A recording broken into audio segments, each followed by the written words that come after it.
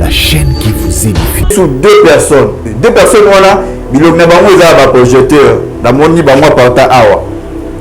Ba telemi balati même tenir la sœur à l'attaque. Moi on apporte le monde, on apporte ba fongoli porte munga munene to koti na kati. Tango to koti na kata couloir wana. Bien aimé. Et tous ces souvenirs, un message on a fait ça qui est na début à moins de mai, on a un message pour nos serviteurs de Dieu. C'était le 28 avril 2022, on a un message pour nous Toyo quand moi on a fait ça. Bien aimé, tant que fongoli biso porte. Ba fongoli porte to kiti, tant que ba fongoli porte to bimisi ko na couloir wana, qu'est-ce que je vis? Na moni na habité son abengango ville. Na bengango salle to na bengango nini na moni full ya bato full la bato et bato bafandaka na France na Europe na États-Unis bokosa au Dubaï batongango bien non bokosa et na moni ville moko oyo incroyable na mona mononte lumière partout et non seulement lumière ils en a bato c'est-à-dire aux hommes on a balcon na musika batu bazoleka et batongo aza mutu normal bozo tango mena na mukongo na ye lokola ba ange c'est-à-dire même tenue blanc adoration na bandaki koyoka bien aimé na komi siko permet la bandi yokango bato na omona fol na misika misusu na omona bango 0 mètre comme ça c'est-à-dire bazo banzembo moko en tout cas kola komisama et na boyi ko pesa ko tanga ko nzembo ngo mena ko bango pour la gloire du Seigneur bato yo bandimaka o nzamba revelaka bango baebi e olini na nzamba sengino nga mo ya bina ngai il faut o se dépouiller na longola senga dépouillement na bongisa et ezaleli efandeli comportement azozelanga na ngote nazala le roi même et tant que ça m'a tourné tala l'écran géant Nathalie vers droite nangai de na omona sikoyo bévénement bien aimé to comme chité na biso pour la deuxième partie lelo to omona bévénement événement ya moi nini na omona chandelier to ka déjà parce que la chandelier d'or oui to kamo et na omona bâtir chandelier ba divisé par des bâtir tête mutu yango eza na greffe moko to message rolata surtout bato baza ba ignorant basala nzambe musala nzambe mon pe pasteur otola tango tiko inaugurer musée na e mutu ya Versace na likolo ba komi c'est le dieu soleil basamela na maikari ainsi de suite baebi bato basamela ka dieu soleil baebi ya full le jeune serviteur est belé. Dans le bilan, on a la troisième partie. Et belé na katiwana, bassambe la Dieu soleil. Je vais expliquer, mais pour TV Marambata, et Zamarambanga, et Toshite Nanouana, n'a toujours su na kata chaise. Na kata chaise. Na kata ba témoignage na mona ki boye pa musala nzambe mama écoutez-moi nzambe auto sambe la casa juste et fidèle amen nzambe aza vrai aza réel nzamba kozo mutakala papa ezali pamboli pona mama mais pona mwana ezali la kelimabe nzamba kozo mutakala papa te alla ki sakoto meli pourquoi est une malédiction pour toi mais laissez un peu de parler c'est une bêtise que Dieu ne vous a pas dit pour parler autre chose. Moi je bénis Dieu dans ces témoignages et c'est que plus important encore d'avoir confiance et donner confiance maman nzambo to samba nzambo to samba ça vrai et réel ngana ibi papa pris ça témoin il y a une maman qui nous a appelé à cause qu'un sacrifice n'a ya pesa abo bala qui mais ça fait beaucoup des années à Kenda ça fait 12 ans. HB Media, la chaîne qui vous édifie.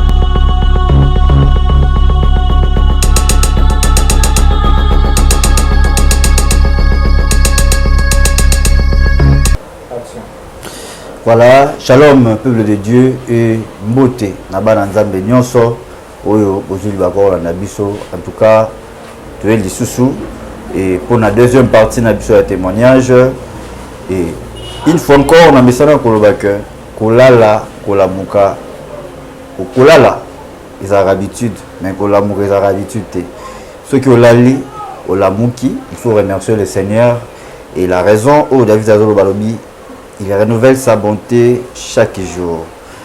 Psaume 103, mon homme bénit l'Éternel et n'oublie aucun de ses bienfaits. David Alobi, mon homme bénit l'Éternel et n'oublie aucun de ses bienfaits. S'il y a reconnaissance, au Lali, au Lamouki, il faut remercier le Seigneur pour notre souffle de vie, pour notre faveur, la grâce est une faveur imméritée. Izeloko to mérita kayamote.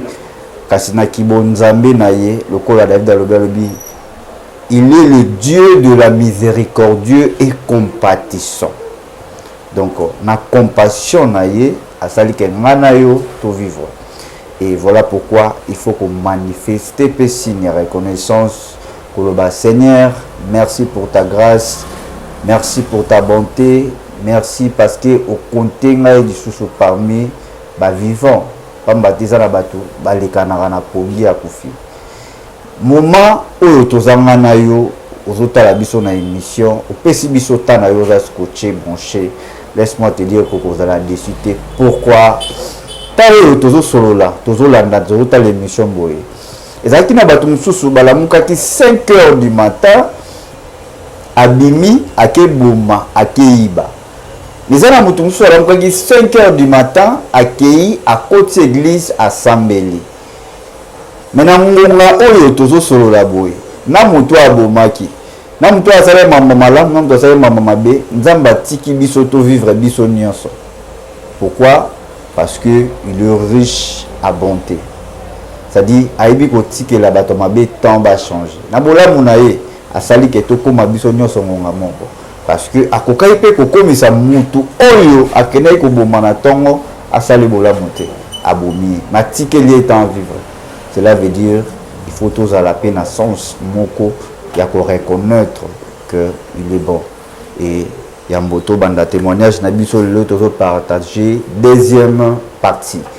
Toza na l'homme de Dieu sur ce plateau, na a prié avant de demander, tout d'éviter témoignage oyo deuxième partie na biso lelo. Na sengi na yo landa ki première partie zala scotché branché. O ka nini o nzambe a lekisaki biso parce que l'homme de Dieu, Moté, merci beaucoup pour la presse. Santé déjà dans mon savane, Zambazo Sala. Alors, Tobanaki, première partie, na papa, Azakiwana, pour soutenir Bisso toujours. Et deuxième partie, à Lelo, Azali Soupena Bisso. Alors, pour tout débuter, avant tout, Banana Sambo, et comment première partie pour Nayo, et pour Nabanazam, Msous Babenga Kyo, est-ce que. Ça va répondre à les qui bien très bien moni kota to la onzamba ça les avantages vous avez belé nzamba ça la bikama pour na bango. Moi je connais des gens onzamba surprendre ça la malamu belé mais besoin courage à témoigner nzamba. Moi je d'abord que le Seigneur vous bénisse pourquoi parce que aujourd'hui d'abord courage il y a qu'à témoigner au fait nzamba. Onzamba c'est pour na bateau parce que maman benga c'est comme papa n'a pas mbolu nzamba makas na témoigne pas parce que et du film et puis c'est courage à comprendre que non nzamba to semble ça capable de ça se bikama parce que jusqu'à aujourd'hui papa Brice il y a des gens qui doutent avec le miracle nzamba. Elles ont dit mais bon la miracle il comme on faisait utopie il croit que Dieu n'existe pas il croit que on nzamba ça histoire moko ça passé or Dieu existe et Dieu est réel et ça ma kambo oh nzamba ça la ce sont vrais et réels donc maman veut papa en tout cas que Dieu soit vraiment parce que témoin j'en a édifié et consolé et bénir nga makasi et moi je souhaite bien que bandoko no balanda autres occasions landango et tu que des importants aux occasions landango et je crois que ça va bien pour la gloire. Merci beaucoup Kamibiso dans le sambo rapidement tout début to sambeli zambala to pamboli kombo no za mosantu lokumu kembo zonge pai na zamba za na bon moyo pambolama obi soki obanditi okobanda osala musala mpunda to singo bandana biso et bandeliki no suka ya témoignage oyo mais le rouleau dans la vie de ton serviteur tout ce qu'il parlera est à la bénédiction pour les pambola banayo na kombo na Yesu amen. Amen. Merci beaucoup et restez scotchés branchés sur cette chaîne et HP Media. Biso ba s'abonner. Tous à la deuxième partie à témoignage. En tout cas, première partie à témoignage. Merci na bandeko bobengaki, bokomantaki et na monaki amu et sali biso malamu mingi droit au cœur et na bandeli koloba cœur. Ceux qui n'ont témoigné nzambe za te pona la biso ndenge tozali non. Eza pona la sa cœur. Nzambe oyo yo nanga to sambelaka akufate. Il suffit de la moussaï, le quoi n'a qu'à tabac. Merci à Benabande Kobozala qui est belé on a pour na Kolanda. Bosenga qui deuxième partie rapidement et restez scotché branché pour pour na kolanda nini nzamba sali et témoignage na biso les ali continuité na yebi que bateau balandaki première partie aurait mamna lobaki que na komaki ko vivre na vie à scanner Charlie Kanga au balancer biso ba photo toujours na sima na ngai ndenge na lali na mbetu ba ochanga scanner ba moni bare eza ya kobeba et c'est le docteur na waki coexister sous terre donc na ko vivre et non, n'a rien c'est moi parce que il est le rémunérateur de celui qui le cherche. Donc n'est au moins la wana na komaki déjà pâle. C'est-à-dire moto makila les ali sauté. Mais bazo c'est makila té. C'est-à-dire après avoir que ça la opération, na se sentir moi ça va. Nzamba bina non, na na mambosa na yo. Expliquer qu'il y a Sanzaki Boutou Mobimba pendant la nuit, na Sanzaki Makila. La photo, Charles a balancé les bisous. C'est-à-dire, na comment na niveau moko, na lobaki date il y a le 28 et date où il fallait na rendre âme. Ils ont pas Nzambe, Nef Nzambe, Nzamba tout nangai et frère Brice rendre na compte. Il y a vie na pesa kio, il y a corps na pesa kio salaki nango nini. Parce que en réalité na lobaki na début que l'homme azali administrateur, azali gérant, azali économe, il y a deux autres à vie. En réalité, tous gérer souffle de vie T. Mon souffle de vie, biso tem to gérer, mon ta gérer mon nzambe. O biso to gérer, ils a corps. Na esprit na yo. Marcher selon l'esprit pour ne pas accomplir le désir de la chair. Kanga mana nzambe. Vraiment, tu es comme le 28. Na zone le 28. Après avoir kobimisanga na salle d'op on a monaki ba ange ba faire opération na bimi na komi na ndako mais ça ne va pas toujours. Nazo continuer toujours ko sanza. Nzamba eko utiliser un homme de Dieu moko papa Jambonga topé sur mbote place ozali après biso formule magique ya makasa moko bon on a bossani ko memango na troisième partie auto tout akiango et bimisi biso bilo le roi moi terrassé. Le roi va salité, excusez-moi pour le terme, va salité marana terrassé et bimi, mais aussi la karaté. Bien aimé, abattu, fatigué, maïna makila on est zaté na corps et nae koko mandaku. To komi à partir il y a 23h du matin.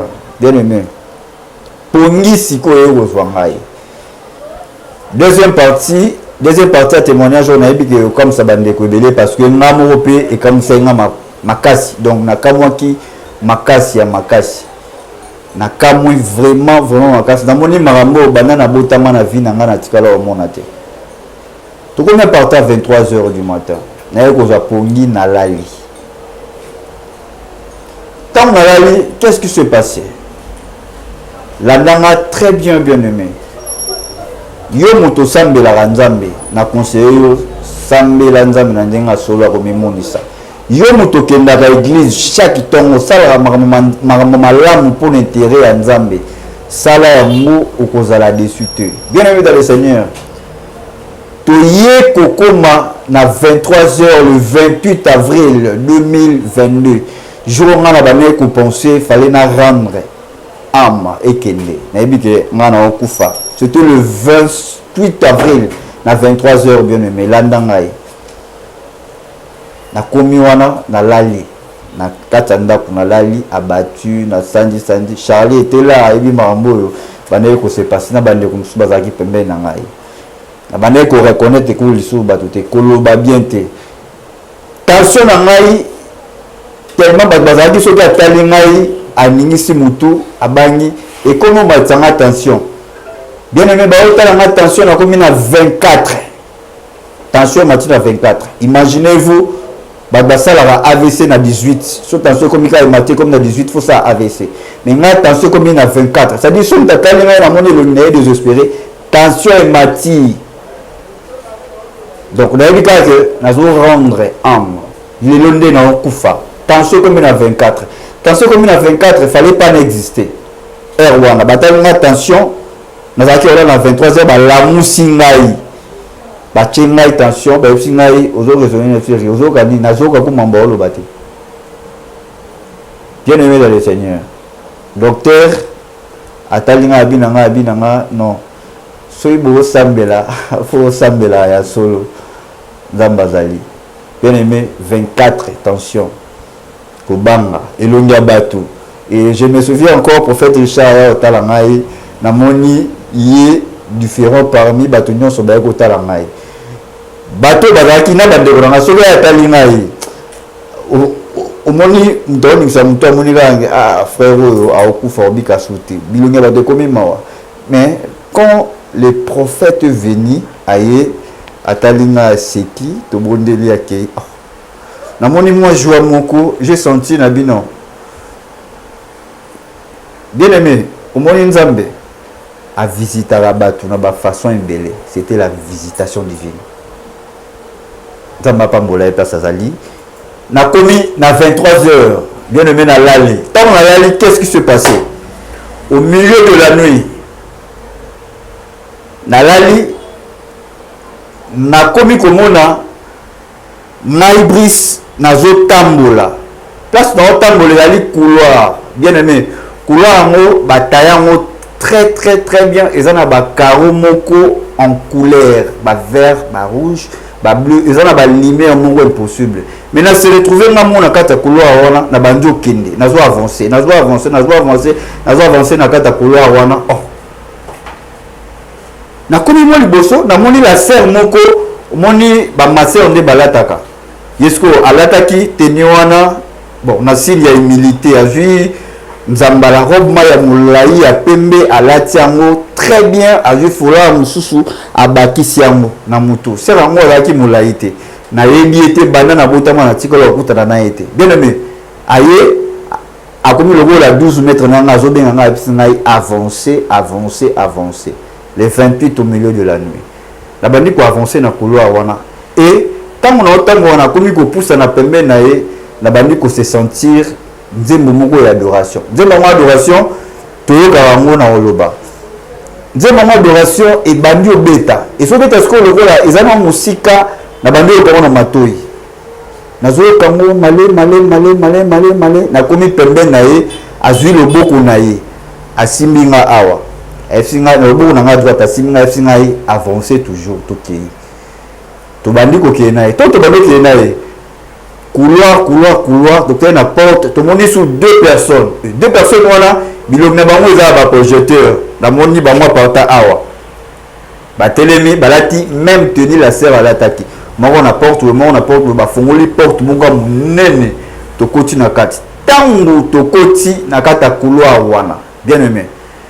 Et tous ces souvenirs, un message, moi, on appelle ça qui est na début à moins de main, on a un message pour nos serviteurs de Dieu. C'était le 28 avril 2022. On a un message pour Toyo Kango, on a un Sango.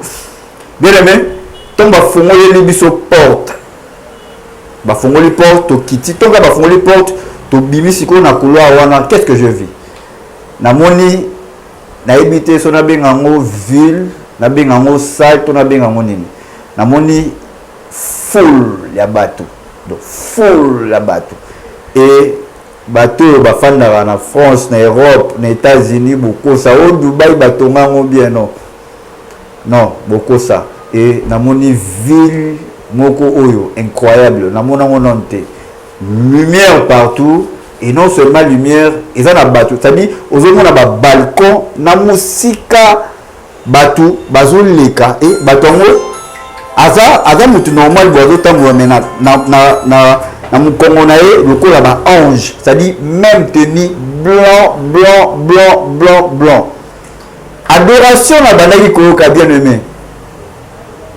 Na komi siko pembe la bandi yokango. Bato na omona full na misika, misusu na omona bango 0 mètre comme ça. C'est-à-dire bazo banzembo moko en tout cas kola komisama et na boyi ko pesa ko tanga ko nzembo wango me na ko le bango pour la gloire du Seigneur bato yo bandimaka o nzamba revelaka bango baebi e onini nazoloba bato bana miso molimo baebi bien aimé na komi 0 mètre boy nzembo na bando ko ka musita na bandi mo na ngosiko. Qu'est-ce qui est arrivé?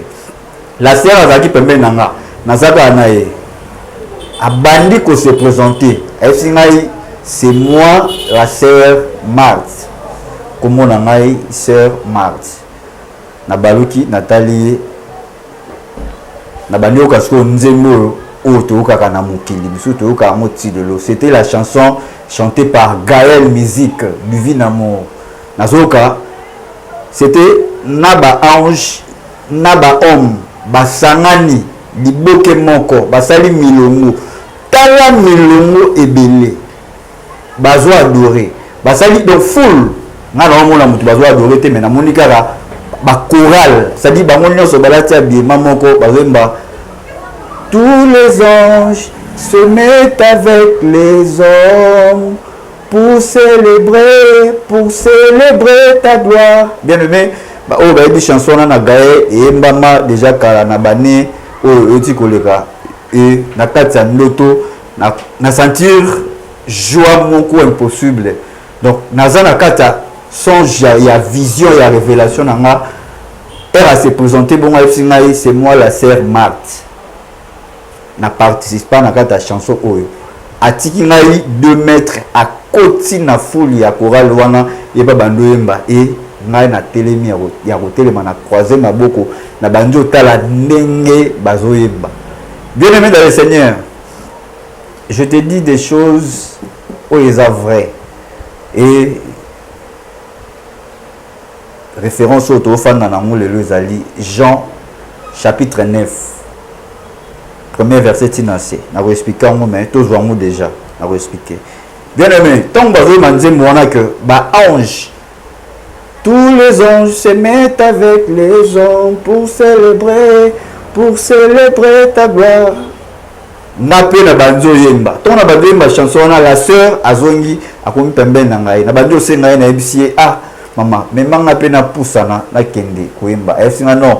Yozana nudin ya kokota na kati ya fulote oyemba nzela na ezali descend na ezali alongoli nga wana to se diriger vers nzela mususu tozi couloir mususu na couloir to saki wana to moni sikoyo bon na expliquer to komaka ba papa ba kolo to zana ba koko omoni genre ya ba papa mususu bazalaka aza suki ya pembe ebele na mutu tina mandefu suki ya pembe na komona sko ba vieillard ça dit na couloir wana c'était seulement de vieillard et ba olobate ba telemi nasko ezolekela ngai tozo passer na couloir wana nazo avancer na couloir wana na elongo asimbi nga kaka la sœur Marthe alobi na nga participer na divine amour ayemba na Gaël et bien aimé mon frère Charlie quand on a découvert naïe après avoir expliqué son joana parce que bah moi baza bateau tous aura déjà tout moment finga imana Gaël makufa déjà alors la sœur Marthe place azali o ngana yebi kaza place à bien nzamba pa la famille na ebité ce qui est mais votre sœur oyo asela ki nzambe na ndenge ya solo nzamba manifestera pe akanisaka ba oyo toujours surtout les adorateurs bien mais to bando continuer na couloir to continuer na couloir tu es comme na kati ya salle moko une grande salle to komi na salle wana place wana ndesko ya FC ngai toke na pesa yo place na ye apesi na place na fandi tant na fandi FC ngai moni système ya ba chaise à bureau ba de tourner kati na fait na position o mais à 8 chaises à tourner en FC nga tala place o alors c'est ngana ba no tala na mona na moni une chaise une trône je peux dire. Donc, quitte à moi bien, très propre, trop bien dans le bas, trop bien. Mais ça c'est quoi? Et à la vie l'écolo. Na deux points dans mon boloko la droite et gauche et ça qui dirigé na l'écran. Mais quand on a l'écran, l'écran les a droit na gauche, na pe na droite na ngai. Ngai na zota la trône wana place fandi. Na trône wana il y a seulement de lumière. Ba lumière ezobima na ndenga mukete. La sœur Atikingaï a disparaître. Nathalie na gauche, Nathalie na droite, na monnaie les sauter, na fandi. Bien-aimé dans le Seigneur, je n'ai pas compris, j'ai vu l'image de Dieu. Son édition que Frère Brice a vu Dieu a vu le Seigneur Jésus-Christ. Je mens. Je n'ai pas vu le Seigneur Jésus-Christ. Je vis l'image d'un homme de Dieu. Dans le temps où on a été awa parce que mutoza mutu. Ils en a battu mususu badutara po na ye. Ils en a battu mususu bandimela eta mususu mais je n'ai pas cité les noms. Au moins que au benga maïto l'homme de Dieu mutaye bien moi en coulisses. L'image d'un homme de Dieu. Mutu na yezo mona te mais l'image ya mutu. Par exemple ce balongoli pasteur mbié na zana awa bakati mutu. Tu ba ko nzoto eza mbié. Tout le monde ah il y a la ta montre ya bobo. Je vis l'image d'un homme de Dieu. Un homme de Dieu. Un homme de Dieu a fani na kiti. L'image d'un homme de Dieu a fani na kiti mais mutu na ezate. Mais voix na e ezoloba. Écoutez maintenant. Colia poison, kobe la maladie, le la femme a perdu de sang, ça là qui 12 ans. Ce qui est la volonté de Nzambe Zaki n'a pas ça à ça là quelque chose. Oh nous sommes allés pour les ganamo. Nzambe nda permettre ganamo, avec na mambo fala ga sala na ngai. Écoutez maintenant marambo bando bimana 30. Marambo Nzambe Zaki na on a posa alobananga o ngala zala nango. Ngala fani na fani kimia. Je vis l'image d'un homme de Dieu et na se référer na Bible na dit que Dieu fait toujours à travers Basalinae. Donc Dieu a utilisé Moïse pour nous délivrer le peuple d'Égypte.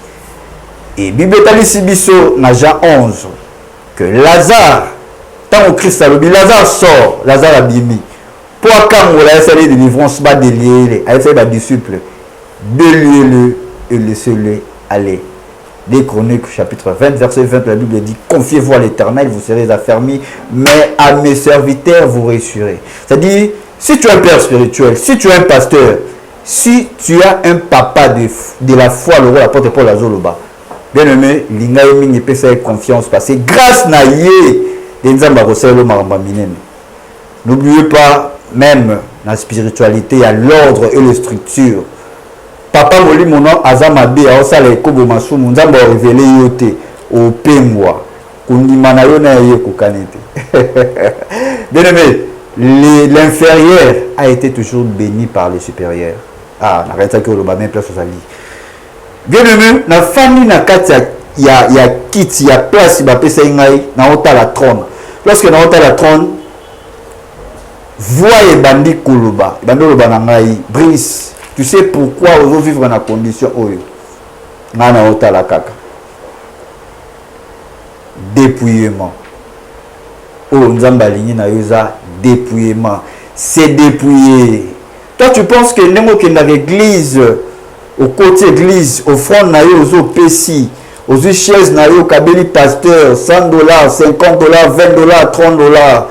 Dépouillement, bien aimé.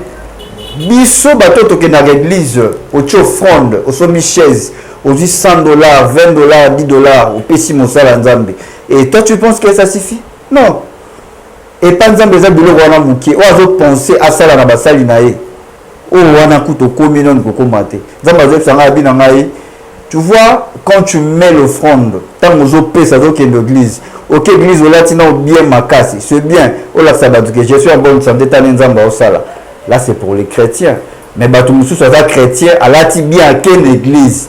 À vous penser qu'il y a une église, j'espère que vous respectez ma casse pour la lati que les kabatunyoso. Il y a un modèle d'embalignité. Brice, dépouillement, le mot là, il a besoin de péché au coma, place au naozelayo. On a trop les oloba. Au moins, il y a combien de niveau parce que tout ça a besoin de dépouillement. On a besoin de longola biloko et ça pour appartenir à yote. Bien aimé. Ça arrive des fois, tu pries l'Éternel, au côté de la chambre, au samedi, au saliba sacrifice, au saliba jeune, papa. Mais Nzambe va répondre yote. Cela veut dire non au comité. Nzambe zala na posa, il y a une loko azala ngo besoin pas na yo, na ozui en moti, fait comment. Et Dieu m'a dit, premièrement la chose, oyo, nazana on posa pas na yo, dépouillement. Et voilà l'occasion, c'est dépouiller. Le mot là. Il faut changer comportement, changer mentalité, changer façon de vivre.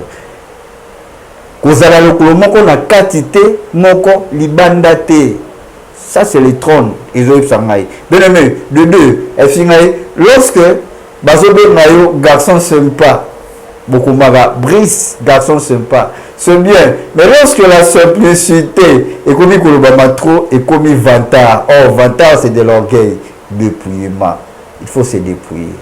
La simplicité, c'est l'humilité. Moutou aza sympa, l'ingakate, babenge sympa.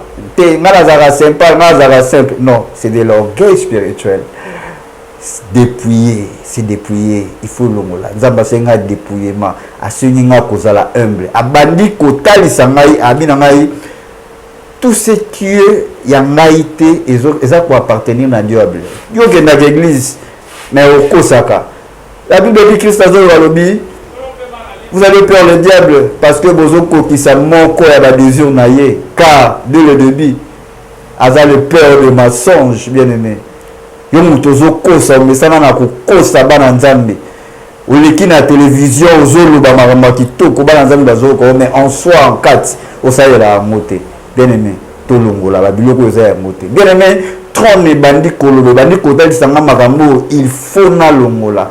Et bandi kosenga ngai o efai nazala. Et la chose on a qui choqué nango lorsque trône koloba ngai tala mupanzi na on à droite, natali mupanzi na ngana à droite, je vis l'agneau. C'est-à-dire namoni brebis mwana ya meme. Bomoni mwana meme ya pembe afandi.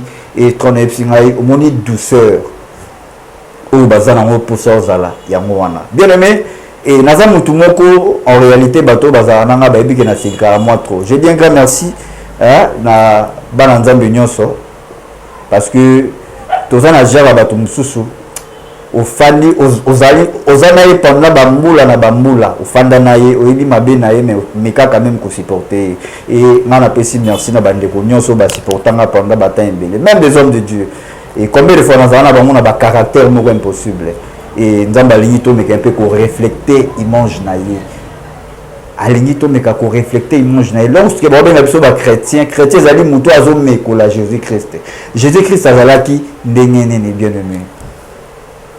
Tant qu'on est banni koloba nanga bongo ne à partir il y a les 28 wana kaka na kata son joana ba efinga maintenant tu vas regarder à droite na yo na TV za na droite na yo omona bien aimé dans le Seigneur maramnazo bisayo eza expérience acquérir aux autres té eza expérience expérimenter ngamoko boyi c'est-à-dire nazo so marambo banda na botama na tikala au vivre en moté et nzamba sengi na ngamo ya bina ngai il faut se dépouiller na longola senga dépouillement na bongisa et ezaleli et faneli comportement azo zelanga na moté na za roi meme et tant ba yo sanga i tourner tala l'écran géant na talisco vers droite na ngai de na omona sikoyo bévénement bien aimé.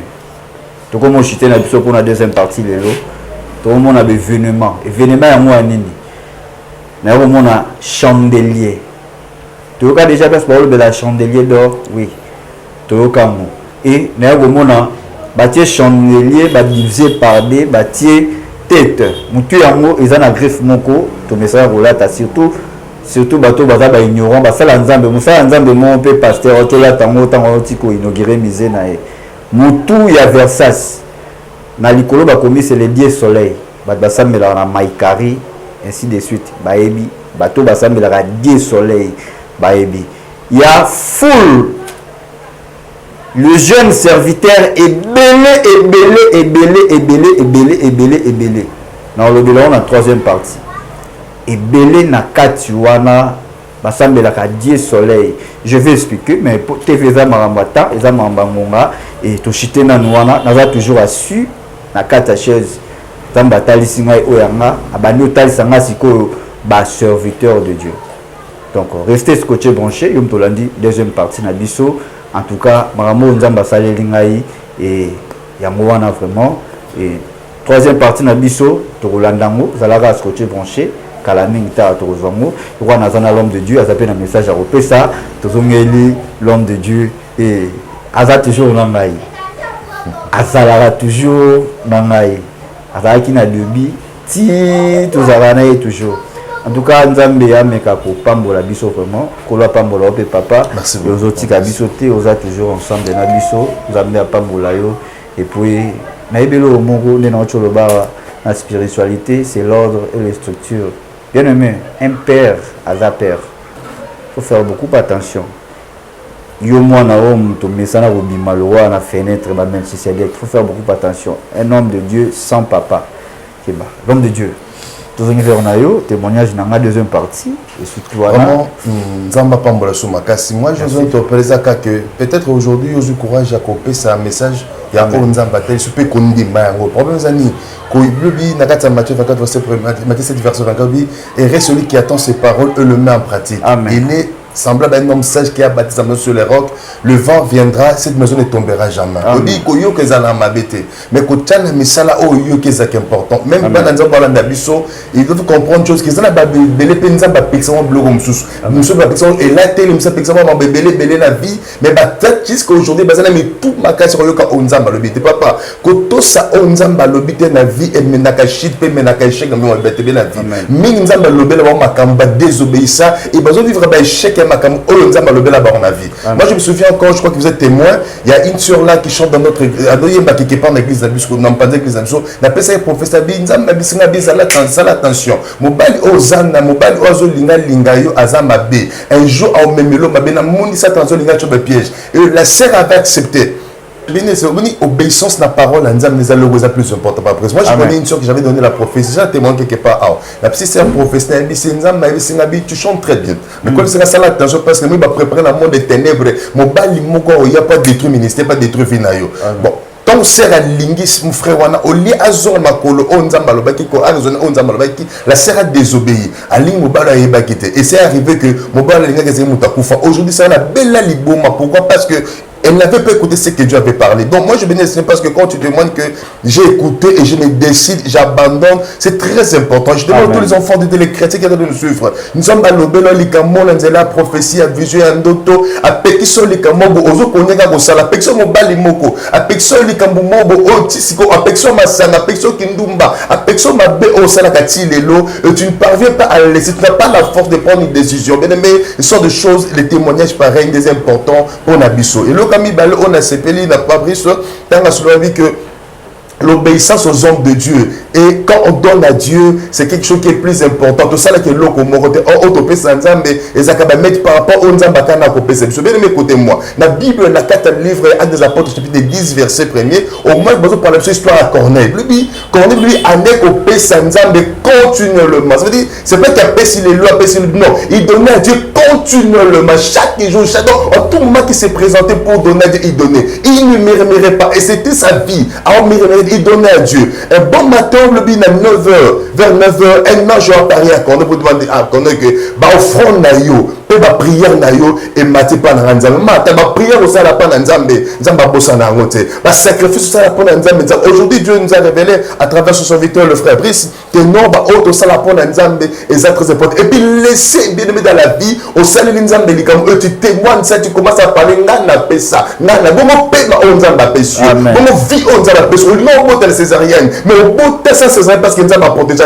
Mais parce que nous avons fait un accident, mais nous avons épargné. Donc, ce que tu donnes à Dieu et ce que Dieu veut faire dans ta vie, on a passé dans la vie, et c'est le comment. Vraiment, moi, je bénis le Seigneur pour se trouver de ces trois choses. Et la dernière chose que l'homme de Dieu a parlé, il y a de certains enfants de Dieu, na katachor.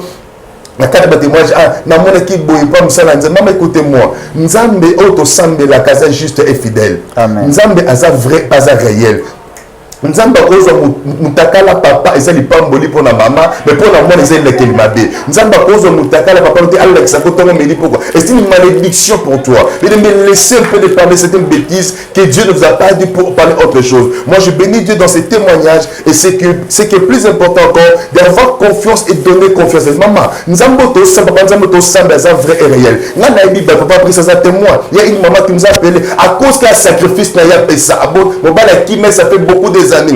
À Kenda, ça fait 12 ans. On a prié ensemble. L'appel Papa Brice pour témoigner la gloire de Dieu. Avec Papa Brice a dit non, papa, en tout cas, nous avons besoin. Moi, où nous avons appelé Dieu, nous avait dit ceci. Là, dans la carte, on a dit non, non, je passe ces cartes. Mais ce qui nous a dit, c'est dans le bagarabon baroté. Il faut, si tu me dis non, fais ça, fais ça, fais ça. Je dis ce que Dieu me dit et pour la solution. Moi, après que ça, il y a des miracles et des témoignages. Là, c'est mon gars Kenda. Moi, si vous avez un côté Panganga, à ça, la cérémonie, mon gars Kenda, mais à cause de la prière et de la sacrifice que Dieu nous avait inspiré de faire, la Simanango, il y a des résultats. Mon bala zonga, avant la mois, sinaye, bazana bananaye, tout ça pour la gloire de Dieu. Bien, écoutez-moi, on zamba bisakabiso, on zamba tout ça là, n'hésitez pas de le faire. Notre numéro là, bien, Seigneur, tout ça, ma bonne délite au sala chaque jour. De 5h à 14h, de 18h jusqu'à 23h. Ils ont essayé de bâtir les bien biso, on peut essayer de prier tout ça, mais la porte, nous sommes là, nous sommes là pour vous. Bon, on va témoigner bazar local là, on va témoigner bazar local là. Mais et c'est le que qu'on souvent la vie local la prière, et c'est le que qu'on change vie local la nzambete. Mais Dieu peut tout changer, Dieu peut restaurer, Dieu peut réparer, Dieu peut te réconcilier. Et le roi qui est qui nzamba kozong sango, à tout nier c'est est-ce que mi quoi kozong sur la vie, est-ce que nzamba ngana pourquoi na mon moto béton c'est qu'il y a tellement quoi c'est impossible et qu'on n'a jamais envie des fois quand tu regardes ta vie, tu regardes ton mari qui est parti, tu regardes l'éducation des enfants, tu regardes ta vie que tu amènes, mi salé zaté, mi kandé zaté, rien ne marche, tu te poses des questions, est-ce que je paye encore vivre une vie meilleure, je peux encore reçu, je peux encore avancer, est-ce que mon mari peut encore retourner, est-ce que je peux encore trouver un autre mariage, je peux encore reçu, mais pour la mission pas si mais la Bible dit rien n'est impossible à Dieu, mais tout est possible à celui qui croit. Notre numéro là, plus 243 89 80 78 003. Plus 243 89 80 78 003. C'est le numéro de votre serviteur, le pasteur Rimbi. Appelez-nous bien aimés, on va vous aider dans la prière, on va vous aider dans la prière. Bien aimés, la prière de 5h jusqu'à 13h et de 18h jusqu'à 22h. Et 0h, quand on va prier la mission, c'est 4h du matin. Nous sommes là pourquoi? Pour vous aider. Vous avez l'occasion qu'on s'embelette. Vous n'avez pas la force, tu n'as pas l'énergie, tu n'as pas le temps pour la prière, mais nous sommes là pour vous aider dans la prière. Comme dit toujours l'homme de Dieu, que confiez-vous à Dieu, vous serez affermis. À ce serviteur, le prophète, vous réussirez. Et ça, la vie tu pries, mais tu n'as pas de résultats. Pourquoi? Tu pries peut-être sans inspiration. Qu'on bonde les âmes abêtées, qu'on gêne les âmes abêtées, qu'on tape ma bangomba les âmes abêtées, mais qu'on bonde l'inspiration, c'est plus important. Est-ce que Kanaïou, et c'est ma gêne, Kanaïou, et c'est ma sacrifice, est-ce que Kanaïou, et c'est ma prière, est-ce que Kanaïou, et c'est ma bombe, est-ce que Kanaïou, et c'est ma ligne. Alors, quand il n'y a pas l'inspiration, tu peux échouer. Beaucoup de gens ont des cas, mais on semble la case dans la vaguement brouillée. Non, il faut toujours confier-vous à Dieu, à ses serviteurs, les gens qui ont les yeux pour voir. Il peut t'orienter, il peut t'aider, il peut prier pour toi aussi, et Dieu ne manquera pas de bénir. Il ne faut pas parce que Dieu vous bénisse beaucoup pour ces grands témoignages.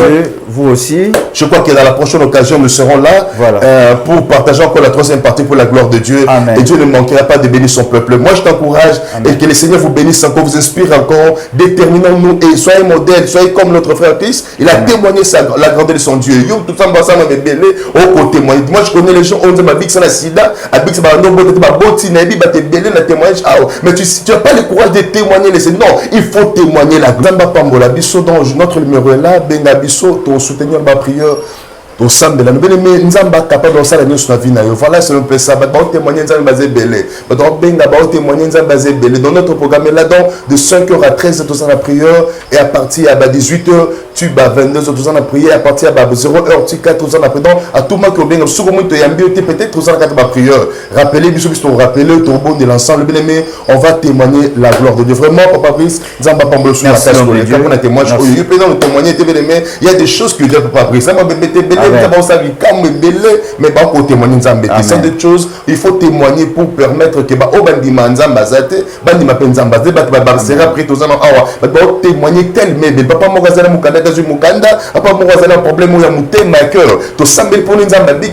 Il y a des gens qui ont témoigné la gloire. Maman Mogazaki, ma coletambo la rasoute, mais habitant la reine qui te bing, to sambel naye, Zambatam. Mais Dieu est capable de tout faire dans la vie d'une personne. Nous croyons et nous avons un Dieu puissant. Tout le monde peut échouer, mais Jésus-Christ de Nazareth ne peut jamais échouer. Donc encore confiance à Dieu et vous allez voir que les choses vont changer dans la vie. Vraiment, que Dieu vous bénisse au nom de Jésus. Amen. Amen. Merci beaucoup en tout cas. Nzamba Pambola Bissonyoso. On est avec deuxième partie dans le témoignage et tous à toujours scotché, branché pour la tina suka témoignage eza vraiment moulaï troisième partie na biso pe ekoya et lorsque ba finga tourner vers droite na moni siko écran géant et na lobby eza na tout le coup il y a ba jeune serviteur oyo basambela ka Dieu soleil. Dieu m'a montré comment basala nzambe bazogumba mela, comment ba vieux prophète ba vieux pasteur bakomi ko influencer mbongo na bango pona ko somba ba jeune serviteur bien aimé yom to bandaki témoignage au banda première partie zala scotché branché pona le kumu na nzambe to kozala édifier béni na moti na zolo baboé donc mamu nzamba sala nga na vrai côté les masos te kozala vivant parce que à part la foi ozaki moto na ko vivre te nzamba telemisi ngai lisusu nde na zabo et to moni mbeto hôpital to moni comment na sanzaki makila.